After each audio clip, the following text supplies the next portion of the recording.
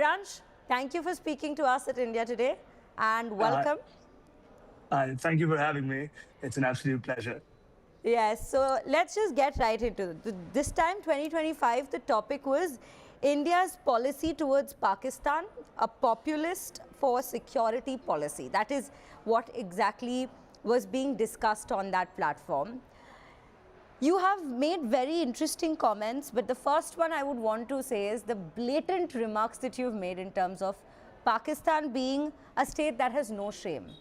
Or for that matter, you have come out to say that 2026-11, you've compared a 2026-11, the response that India had to 26-11 and the response that we had to Pahalgam attack. You've actually throughout your address ended up giving us an analysis in terms of comparing those two very responses, saying which one was actually more successful. That is what you were portraying in that address. So I want you to give us a quick summary of what you had to say, and more than a summary, what was going on in your mind when you were actually preparing that very address of yours for this very debate.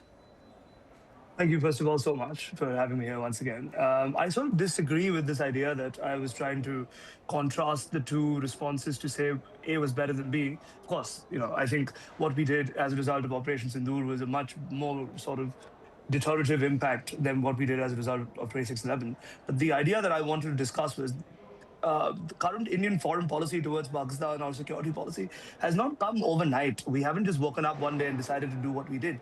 It is the collective sort of consequence of well over 3 decades, if not more, of Pakistani state-sponsored terrorism having the impact on India that it has. And the point that I was trying to really convey was we had 1993, we had 26/11, we had a multitude of blasts, of attacks, of our civilians and people killed as a result of cross-border terror for decades. And we tried the things that folks said were non-populist. We tried sending out OCS, we tried dialogue.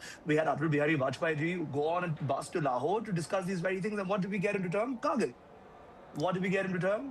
Pahalgam. What did we get in return? Uri. What did we get in return? Further blasts across Bombay, across our country. And I think the point I was trying to make was this larger idea that Indian foreign policy is not populist towards Pakistan. It is reactive to the actions of the Pakistani state. You know, And Viransh, you come up with this theory, or rather you come up with this opinion of yours at a time when we have actually seen the youth out there oftentimes not being very convinced with the opinion that you have. So you might in fact call yours an unpopular opinion for many out there, because there is a sect of the youth that we've seen who questions these very, not just the attacks that have taken place, the response that the Indian government has had towards these very attacks, that's questioned by the youth today. So your opinion, how would you put it across to Indian youth first before you debate it up with an opponent from the other country? I sort of find it really sad that the opinion that I've shared is unpopular. I don't think that should be the case. But also, I think a big part of the institution I work in, the Oxford Union, and this larger idea of what we believe in our country as well, is freedom of speech and freedom of expression. If youth disagree, I think that's a good thing. That's the kind of thing you can see in a democracy, that the youth have different opinions. I'm not against the idea of people having different opinions. I think the larger point here is people really need to study the depth of our country's history. I don't think that our history started in 2014. Our history is millennia old. And even sort of current affairs wise, the reason our strategies and our policies are what they are is because of decades of hurt that have been inflicted on the Indian state. So when the youth sometimes, I think, and this is something I even saw the Pakistani side do in the debate, they sometimes conflate the Modi government and the nation that is India. You can have your criticisms about the government, but when you're looking at our country's response, you need to go beyond that. You need to understand that there can be things you don't like about the ruling party. There are things you shouldn't like, and there are things you should like. But when you just take that sort of blind hate that you may have for an individual, a party, an idea, and when you supply that to sort of the nation of 1.5 billion, I think perhaps the perhaps the wrong word there is laziness, but I think that's what you're being. I think you're being a little lazy in your analysis when you have this myopic view towards the country's policy, especially abroad. I mean, a lot of it was seen in the way the people reacted to this very speech that you gave on the internet. And I'm not just going with what internet reactions are, but in general, we've seen this trend. So would you say today that a Viraansh Bhanushali actually represents what the future diplomacy, the future of Indian diplomacy looks like today? Because I have a question here. When you say that you're not comparing 2611, the response that India gave to 2611 with the response it gave to Pahalgam, would you then say that the response that 2611 had seen from the Indian government set a precedent, or rather it was more of a first step that was seen that yes, we've tried peace, we've tried diplomacy, that's not worked, and over the years then we see a Pahalgam happening, and that's when Operation Sindoor kicks in? 100%, I think, and I think that's also what the government tried to do here. We tried to set a new normal. What the Pakistani state was getting away with was keeping this sort of threshold that was, oh, as long as we do attacks on civilians, as long as we don't attack military infrastructure, the Indian government will not respond. That is not the normal we need to set in South Asia. If your own state, and here I'm talking about the Pakistani state, cannot take care of the snakes that you have fed on your own land, and of course they bite you as well, right? I've also said this. The Pakistani people are as much a victim of terrorism as the Indian people are. Of course, the Indian people, the Indian state did not feed the terrorists that kill its people. I think that's a very important difference. And as a consequence of that, what the government does via Operation Sindoor is to say you cannot get away, be it the terrorists, be it the state, by attacking Indian civilians, by attacking India as a state. I think any attack, be it Pahalgam, be it Uri, be it 2611, was not just an attack on the people that died, unfortunately died as a result. It's also an attack on the very ethos of this state. And as a result, I think what the government has done as a result of Operation Sindoor is set this new normal in South Asia, that you cannot get away with this. You cannot use your nuclear weapons to blackmail us into not responding, as a deterrent factor. I think if you want to set deterrence, it needs to be hard deterrence. Soft deterrence was tried by us. It hasn't worked. And the threat of hard deterrence, that's what mutually assured destruction even is, right? It's hard deterrence.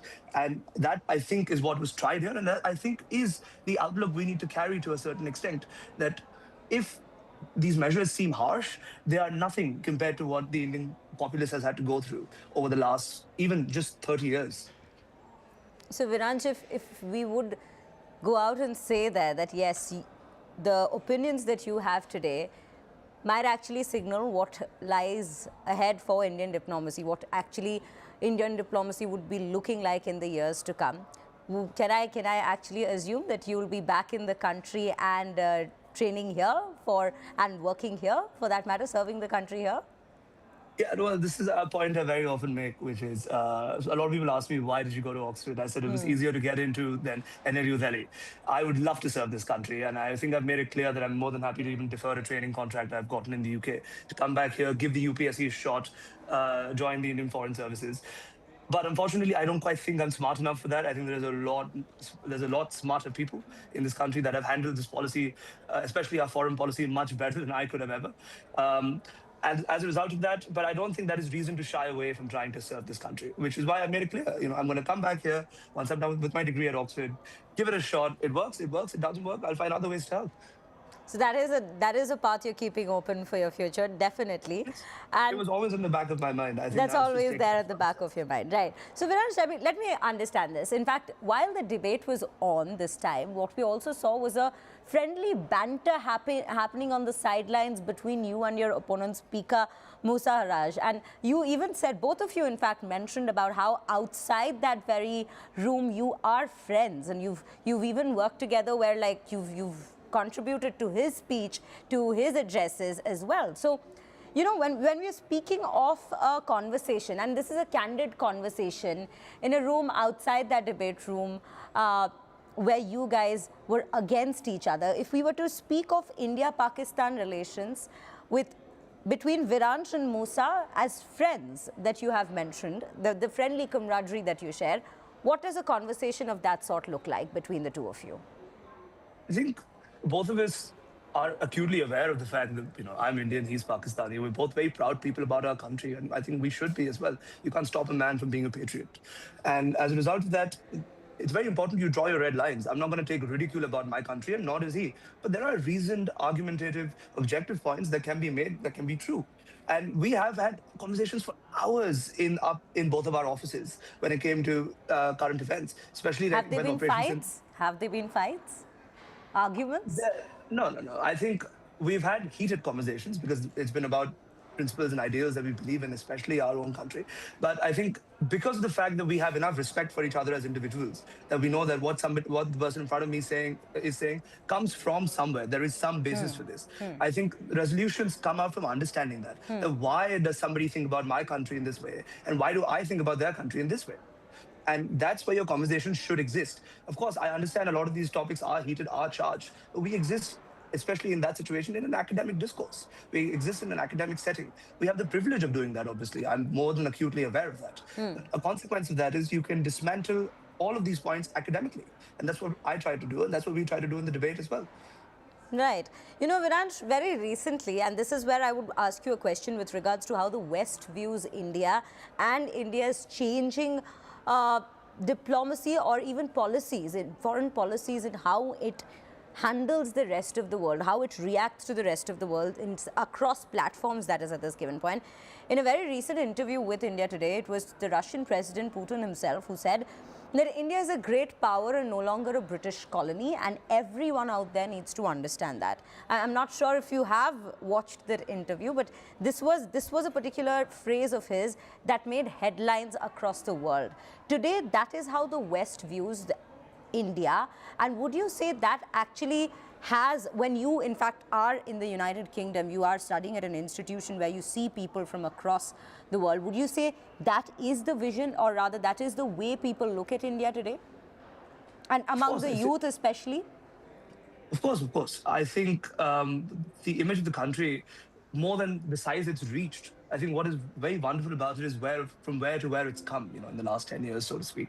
We were an economy that was the fragile five, so to speak. And today, we're on our way to the third largest very, very soon.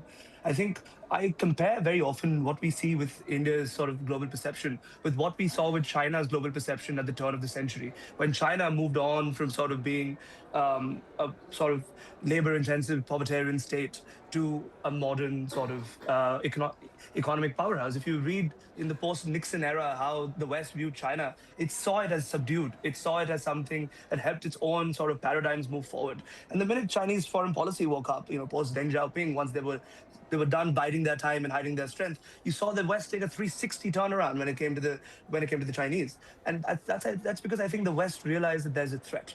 And I think that's also why Indian foreign policy today, and India as a country, is facing a little bit more flack than we used to in some regards. But I think we actually have the heft, we actually have the impact now to make change. And that change is, I think, what we're pushing forward towards. So India does stand out as a force to be reckoned with, for that matter, if I may say so, in this multipolar world order that is slowly something that we are moving towards slowly at this given point. You would agree with that, right? 100%. I think to some extent the West has not yet digested that Pax Americana is now over. And you're going to see a multipolar world. It's not going to be as simple as the first, second, and third worlds that Western academics are so used to, the Soviet and the US bloc. That's no longer the case. There are many poles to this world, and each pole is looking after itself first. The geopolitical landscape is definitely changing. And with that, I have time for one last question from you. This also combines entertainment at this given point. I'm not sure if you've watched the movie Dhurandhar that's recently been released. It's caused quite a ripple effect across the world. But let me also understand this. When movies like Dhurandhar come out, there's a lot of conversation within the country as well, whether it is a work of which pushes a certain propaganda forward or not. There's some who say that it's basically a movie which also represents what nationalism today stands for. So there's a lot of conversation around that, nationalism versus propaganda, when we look at movies like Dhurandhar. What does Viraansh Bhanushali have to say about that? I think I ask you a counter question, which is, do you think the James Bond franchise is factual? Do you think the Tom Cruise franchise is factual?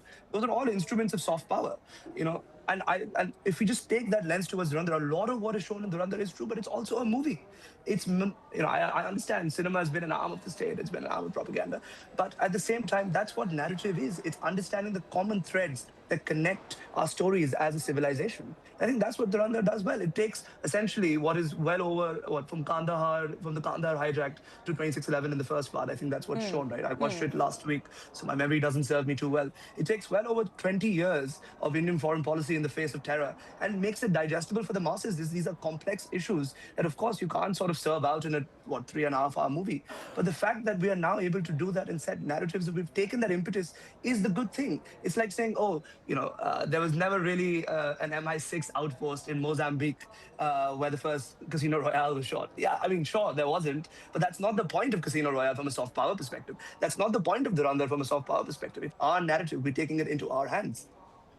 I think that's a very interesting perspective you've put forward, and we've completely run out of time, so I'm just going to take in one more short response, not a response, but a single line or maybe a phrase. How do you see India's diplomacy in the coming years? How do you see it shaping? What would you have to use as a phrase if you were to define it in the upcoming years, in the next decade for that matter? Where do you see India? I think this is the decade in which India arrives on the world stage. And India's arrival, I think, must be like our weddings. It must be pompous. It must be full of ourselves, because we've been suppressed for too long. I think now's the time. We are not exactly, and this is a phrase I think Paul Collier once used, we are not a developing economy, we are a redeveloping economy from what was taken from us. Now's the time we come back and take what's ours. I think that's a great note to end this conversation here. Viraansh, thank you so much for speaking to us on India Today. It was a lovely conversation we just had.